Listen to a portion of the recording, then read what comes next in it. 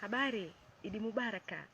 Naitwa Nusrat, ni Mtanzania, na leo nataka kutuma ujumbe kwa Watanzania wote ambao watapata kuiona video hii kupitia mitandao ya kijamii. Ninaomba niongee na Watanzania ambao sisi Watanzania tumekuwa tunaona aibu kujitambulisha ulimwenguni kwamba tunatoka Tanzania, kwa sababu Tanzania tunatia aibu. Tumeichagua CCM miaka 50. Rais wetu amekuwa anasafiri kuliko rais wowote. Nyerere alitawala Tanzania miaka 25, kaenda Ulaya mara 64. Kikwete katawala miaka 9 na nusu, kabakisha siku 30 ngapi hizo, lakini amesafiri mara 300. Rais wetu anaishi airport, anaenda Ulaya kwenda kuomba, katutia aibu sana. Hatuko tayari kuongozwa na rais mwingine ambaye atakuwa omba duniani. Sikiliza, kwa nini nasema hivi? Tunaposema tunataka kubadilisha mfumo wa nchi yetu, lazima Watanzania wote waelewe na lazima tuzungumze lugha moja. Kuna kitu ambacho Watanzania wao wanakera sana. Watanzania linapokuja swala la kujadili mustakabali wa nchi, watu wanachukua vyama vyao vya siasa wanaweka mbele. Tunasahau kama sisi ni Watanzania na Tanzania inatuhitaji kuliko vyama vyetu vya siasa. Mimi ninacho chama changu cha siasa ambacho ninakiamini na leo nakiunga mkono kwa ajili ya mabadiliko ya nchi. Mimi pia naamini mabadiliko. Watu ambao nakumbuka nikisema mimi naamini kwamba mwaka huu ni mwaka wa Tanzania kulikomboa taifa lao, wataelewa kwamba rais wa awamu ya 3 aliwahi kutuita watu wa aina yangu ambao tunaamini huu ni mwaka wa Tanzania kulikomboa taifa lao, aliwahi kutuita malofa na wapumbavu. Lakini sisi Chadema tunasema kwamba hao wa Tanzania sio malofa, sio wapumbavu, ni watu wenye akili zao na ni wana wa Mungu, waja wa Mwenyezi Mungu, na sisi Chadema na UKAWA tunawapenda. Tunawapenda kwa sababu Mungu wetu sisi ametupa mwaka huu pekee, mwaka wa kubadili historia ya taifa hili. Sio kwa sababu tunaichukia sana CCM tunataka itoke, hapana. CCM ni chama cha siasa kama vilivyo vingine, na lazima ieleweke kwamba Tanzania sio mali ya CCM.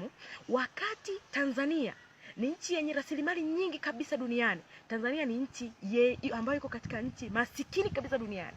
Nikisema Tanzania ni nchi ambayo ina rasilimali nyingi, inamaanisha kwamba Tanzania ni taifa la kwanza ulimwenguni kwa kutoa madini ya Tanzanite, lakini kwenye rekodi ya dunia haionekani kwamba Tanzania ndio inazalisha, kwa sababu si kuna watu walanguzi.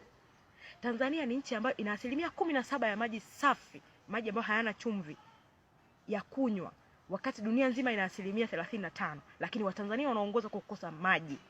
Wakati tunazungumza matatizo ya nchi, tatizo la maji ni swala la kwanza, halizidi hata rushwa. Watu wanaishi jangwani wakati tuna asilimia kubwa ya maji. Tena sio achana na bahari.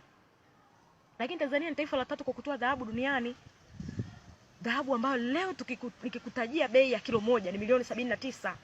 Lakini Tanzania ni nchi maskini kabisa duniani. Wakati uchumi wa nchi unakuwa, uchumi wa Mtanzania haukui. Kuokota makopo imekuwa ni ajira.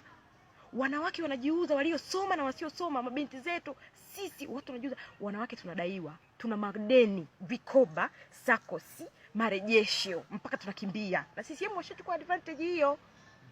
Sisi shida yetu sio vikoba, shida yetu sio sakosi, shida yetu ni mfumo wa uchumi wa nchi. Ubadilike mfumo wote wa uchumi, tunahitaji akili nyingine. CCM tunawapenda sana. Na kuna watu wanajidai kwamba Magufuli mwadilifu, chagua Magufuli. Sikiza niwaambie. Ishi sio Magufuli. Magufuli hataongoza nchi kwa mujibu wa diary ya mke wake Janet. Magufuli ataongoza nchi kwa mujibu wa ilani ya CCM, ambayo hakuna kipya kwenye ilani ya CCM. Imekuwa hivyo miaka 50 tokea sisi mwingine madarakani. Ilani ni ile ile. Tunahitaji akili nyingine, tunahitaji sera nyingine, watu wengine, uwezo wa kufikiri mwingine. Tunamhitaji Edward Ngoyai Lowassa, kwa sababu Lowassa hana uchu wa madaraka, hana uchu wa fedha, ana hela. Lowassa haendi kule kutafuta hela vyote takavyokuwa, lakini Lowassa haendi kutawala nchi kwa mujibu wa mkewe Regina akamwambia nini. Lowassa atakuja kwa mujibu wa ilani ya UKAWA ya Chadema ambayo inaungwa mkono na vyama vya UKAWA.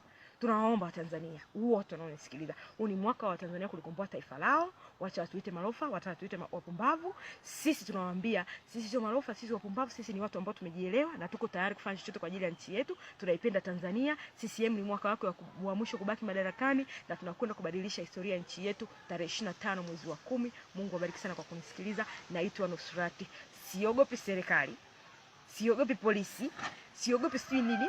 Kama issue ni kusema ukweli, nitasema ukweli. Ni bora niishi miaka michache duniani, jina langu likabaki linaishi, kuliko kuishi milele nikafa kama sungura kwenye banda. Siko tayari. CCM washanipotezea kazi, familia yangu ishakuwa yani shaga ya baga, na niko tayari kufanya chochote kwa ajili ya nchi yangu. Kwa hiyo siogopi. Kama mtaniua mimi mmoja, lakini watu wa Chadema UKAWA mabaki kibao wataendelea kufanya harakati za ukombozi wa nchi mpaka kieleweke. Mungu abariki sana.